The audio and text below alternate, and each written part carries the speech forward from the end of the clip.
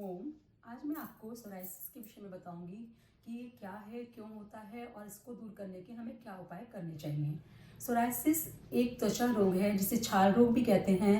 हमारी स्किन में गोल गोल चकत्ते बन जाते हैं, फिर वो रेड रेड दाने आते हैं उसमें, और फिर धीरे धीरे हमारे शरीर की पपड़ी उतरने लगती है। चकत्तों में धीरे धीरे क्रैक्स पड़ते हैं, स्किन डैमेज होने लगती है। और ये अनेक प्रकार का होता है, जैसे कोहनियों में होने वाला होता है कि कोहनी में काले काले चकत्ते बनते हैं और फिर स्किन डैमेज होने लगती है हमारे घुटनों में, हमारे पैरों की तलवे में, और धीरे धीरे पूरे शरीर में फैलने लगता है।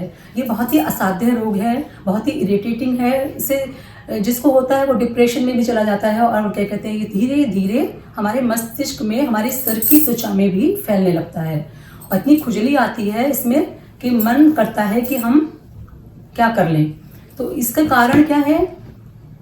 असुरक्षित खान पान, एनीमिक दिनचर्या, बहुत अधिक जंक फूड का इस्तेमाल करना, कोल्ड ड्रिंक पीना और अपने पेट का साफ न रखना। कब्ज इसका सबसे बड़ा कारण है, और हमारे खून का दूषित होना। जब हम असुरक्षित, एनीमिक और खान पान करते हैं, एनीमिक दिनचर्या अपनाते हैं, तो हमारा रक्त भी दूषित होता है और हमारा मन भी अशांत रहता है। और जब हम चिंता में होते हैं, डिप्रेशन में होते हैं, तब भी हमारे शरीर में टॉक्सिन्स बनने लगते हैं, विषैले हार्मोन बनने लगते हैं, जिसकी वजह से हमें त्वचा के विकार होने लगते हैं। ये जेनेटिक रोग है, जैसे हमारी मम्मी को, पापा को, या हमारी दादी दादा को, या हमारी नानी नाना को, किसी को भी होता है तो जरूरी है कि आगे वाली पीढ़ी में भी हो जाए। तो इसके लिए हमें सबसे पहले अपनी शुद्धिकरण की क्रियाओं को अपनाना होगा, प्रकृति के समीप रहना होगा। सबसे प्रथम कि हमें वॉक पर निकलना होगा, 45 मिनट की वॉक प्रकृति के समीप रहकर करें। अब जैसे हम जा नहीं पा रहे हैं, कोरोना का समय चल रहा है, तो अपने घर में ही छत पर घूमें, लेकिन योग, प्राणायाम, व्यायाम के माध्यम से हम अपने टॉक्सिन्स को रिमूव कर सकते हैं, अपने शरीर का शुद्धिकरण कर सकते हैं। एनीमा जरूर लें, और ताजी फल, सब्जियां और सात्विक भोजन का प्रयोग करें। कम मिर्च मसाले खाएं, और दूध के साथ कभी भी नमक ना लें। दूध से बने हुए सामान के साथ कभी भी नमक वाली चीज़ें ना लें। कुछ लोग क्या होता है कि चिप्स खा रहे हैं दूध के साथ, चाय पी रहे हैं खाने के साथ, वो सब गलत है, असुरक्षित है। इसी की वजह से हमारे स्किन डिसीज होने लगती हैं। तो इसके लिए हमें कौन कौन से प्राणायाम करने हैं, और क्या क्या खाना है और क्या नहीं खाना है। और बैगन का आपको जरूर परहेज करना है, और फलों में आपको खट्टे फल नहीं खाने हैं, जैसे कि आपका नींबू हुआ, संतरा हुआ, माल्टा हुआ, अंगूर हुआ, ये सब नहीं खाने हैं। जो भी मौसम के फल हैं, मीठे फल हैं, वो आप खा सकते हैं, और हरी सब्जियों का सेवन आप कर सकते हैं। और इसके लिए मैं आपको प्राकृतिक चिकित्सा के माध्यम से भी एक कलर थेरेपी का, जो कलर सूर्य तप्त जल होता है, उससे भी इसका इलाज बताऊंगी। तो आप इसके लिए सबसे पहले, जैसे आप घूमने निकले हैं या आपके घर में ही नीम के पत्ते हों, तो नीम की कोपल पत्तियां 5 चबा लें, और करी पत्ता भी लेकर चबा सकते हैं। और इसी प्रकार से आप नीम के पत्तों को पानी में उबालें और उस पानी से नहाएं, और नीम के पत्तों को चबाएं भी। और आप गोधन अर्क यानी कि गोमूत्र से अपने सोराइसिस को, अपने जख्मों को धोने का प्रयास करें। रुई से लगाएं उसको उस पर, अपने जख्म पर, और गोमूत्र को पिएं। सुबह और शाम गोमूत्र पीने से आपका शुद्धिकरण होता है, जितने भी टॉक्सिन्स हैं आपके शरीर के, वो निकल जाते हैं। इसके साथ साथ आप अनुलोम विलोम प्राणायाम कर सकते हैं। अनुलोम विलोम प्राणायाम हमारे चर्म रोगों के लिए रामबाण है। इसको आप 15 मिनट से शुरू करते हैं और आधे घंटे तक ले जा सकते हैं। कम से कम 15 मिनट तो आपको जरूर करना चाहिए। जितना आप योग और प्राणायाम करेंगे, उतना ही आपको डिप्रेशन नहीं होगा, आपको एंग्जाइटी नहीं होगी, किसी भी प्रकार की फियर नहीं होगा। कुछ लोग तो कहते हैं कि हमें इतनी खुजली आती है, इतनी इचिंग होती है कि मन करता है कि इससे अच्छा तो हम मर जाएं। लेकिन कोई भी ऐसा नकारात्मक विचार अपने मन में न लाएं, और जहां तक हो सके पॉजिटिव रहें, खुश रहें, और घूमें और खेलें इधर उधर। इसके साथ अनुलोम विलोम आपको करना सिखाऊंगी मैं, और कपालभाति प्राणायाम भी आपको करना सिखाऊंगी। पहले मैं आपको प्राणायाम करना सिखाती हूँ, उसके बाद मैं आपको जल बनाना सिखाऊंगी कि हमें कौन से पानी का इस्तेमाल करना है। सूर्य तप्त जल हम कैसे बनाते हैं। तो अनुलोम विलोम प्राणायाम कैसे करना है? सीधे हाथ से आप प्राणायाम मुद्रा बना लेंगे, उल्टे हाथ से को ज्ञान मुद्रा में रखेंगे, कमर गर्दन सीधी रखेंगे, चेहरे पर प्रसन्नता के भाव। और जहां तक हो सके तो प्राणायाम आप खुली हवा में करें, कभी बंद कमरे में ना करें। तो लेफ्ट से बाईं नासिका से श्वास को खाली कर देंगे, कमर गर्दन सीधी रखेंगे, धीरे धीरे बाएं से ही श्वास को भरना प्रारंभ करेंगे, और बाईं नासिका बंद कर देंगे। फिर दाईं नासिका से श्वास को खाली करेंगे, फिर दाईं नासिका से भरेंगे। बहुत धीरे धीरे आपको श्वास को भरना है। मंत्रों का उच्चारण कर सकते हैं आप मन को शांत करने के लिए। अपने शरीर को डिटॉक्सिफाई करने के लिए लेफ्ट से भरना है और राइट से खाली करना है, फिर राइट से भरना है और लेफ्ट से खाली करना है। हाथ को थोड़ा ऊपर रखना है, क्योंकि अगर हम नीचे करके करते हैं तो जितने भी टॉक्सिन्स हमारे नाक से निकलते हैं वो सब हमारे शरीर में ही वापस आ जाते हैं। तो हाथ को थोड़ा ऊपर करके इस प्रकार से करेंगे।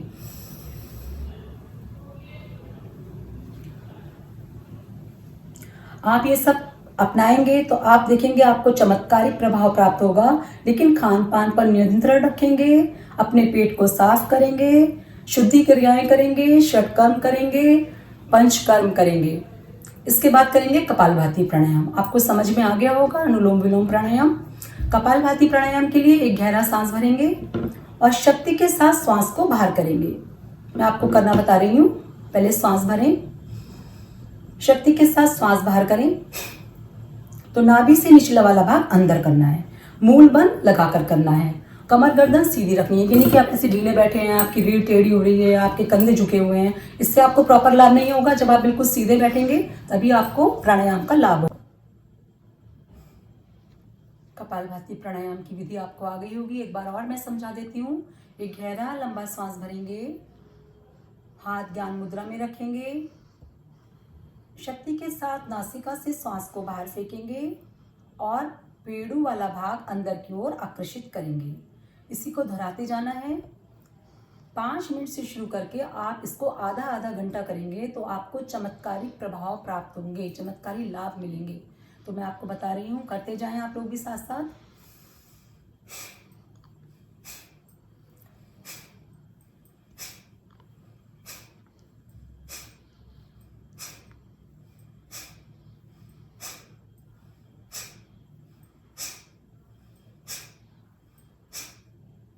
शांत ओम की चैंटिंग करनी है 5 मिनट सुबह और 5 मिनट शाम को। कैसे करना है? एक गहरा सांस भरना है,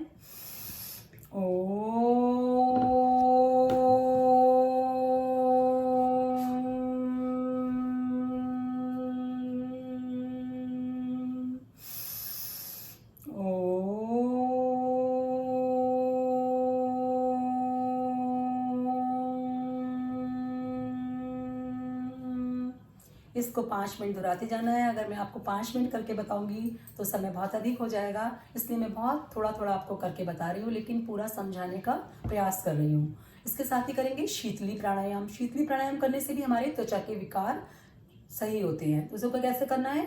जीभ को बाहर कर लेना है और अधिक से अधिक श्वास को, वायु को अंदर की ओर सक करना है, फिर होल्ड कर लेना है मुंह बंद करके। जब रुकना मुश्किल हो जाए तो नाक से सांस को खाली कर देना है। देखिए विधि।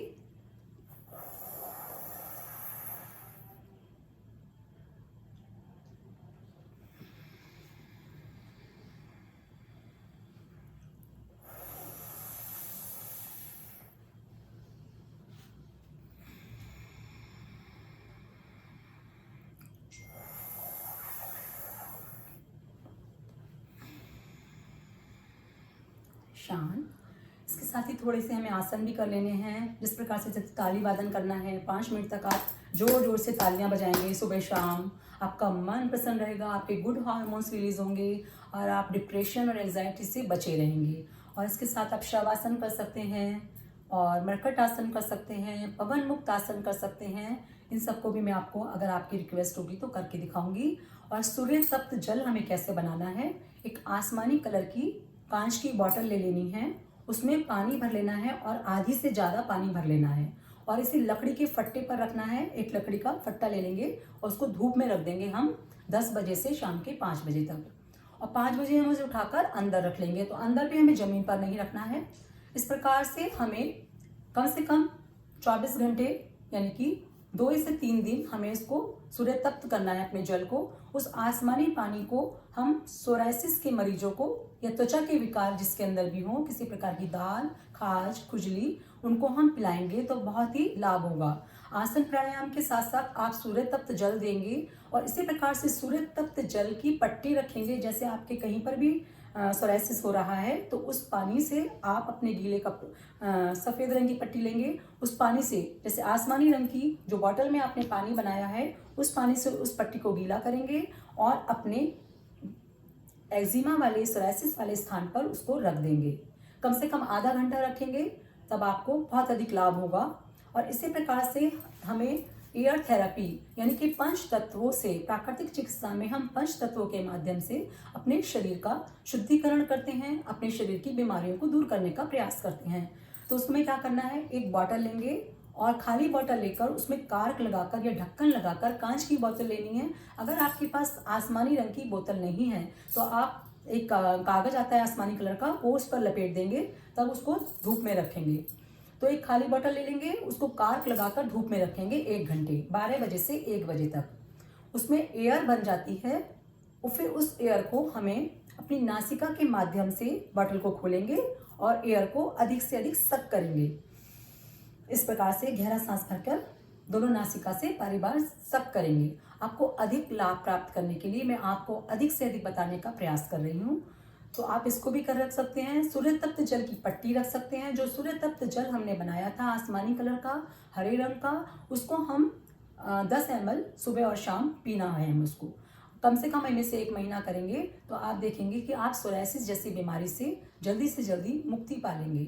अपने खान पान का विशेष ध्यान रखें, जरा भी जंक फूड ना खाएं, मिर्च मसाले ना खाएं, दूध के साथ नमक वाली चीज़ें ना खाएं, नमक और चीनी का परहेज करें। मैंने आपको बताया है गोमूत्र, गोधन अर्क और क्या कहते हैं, इसके साथ काव डंग जैसे कि गोबर होता है, उसके रस को भी निचोड़कर हम अपने जख्म पर लगा सकते हैं, अपनी सोराइसिस पर लगा सकते हैं। ये भी बहुत ही चमत्कारिक प्रभाव है। बहुत से लोगों ने इसको अपनाया है, उनको लाभ हुआ है, तभी मैंने आपको बताया है। और इसके साथ साथ आप कर सकते हैं, आज के लिए मैं सोचती हूँ इतना ही काफ़ी है। आप इतना अपने ऊपर अपनाएं। और एक दवाई और मेरे को याद आ गई है, जैसे नीम के पत्ते ले लेंगे, 8-10 नीम के पत्ते ले लेंगे, 8-10 तुलसी के पत्ते ले लेंगे और अदरक का रस ले लेंगे, प्याज का रस ले लेंगे, नींबू का रस ले लेंगे। इन सब रसों को मिलाकर आप रख लेंगे और रुई के फोए से अपने सोराइसिस वाले भाग पर लगाने का प्रयास करेंगे। जब इसको लगाएंगे तो आपको बहुत ज़्यादा फायदा होगा।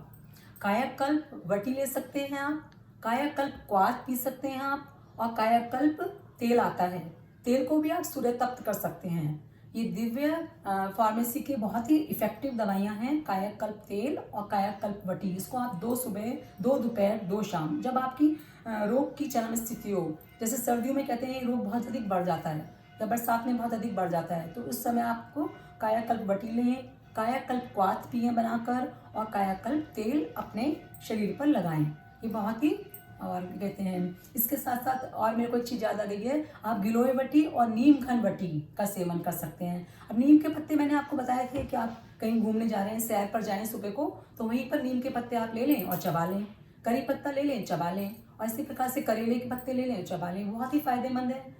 और क्या कहते हैं, नीम घनवटी और गिलोय घनवटी भी इसके लिए बहुत ही रामबाण औषधि है। आज के लिए इतना ही। बहुत बहुत धन्यवाद सुनने के लिए। नमस्कार।